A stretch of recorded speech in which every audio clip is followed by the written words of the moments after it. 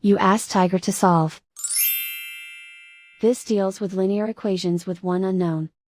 The final result is x equals 23/7. Let's solve it step by step.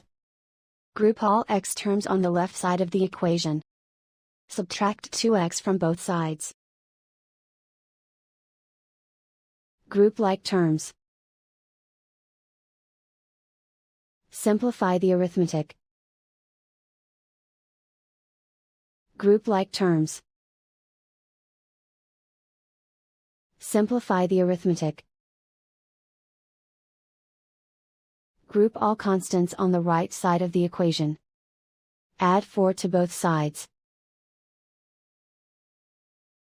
Simplify the arithmetic.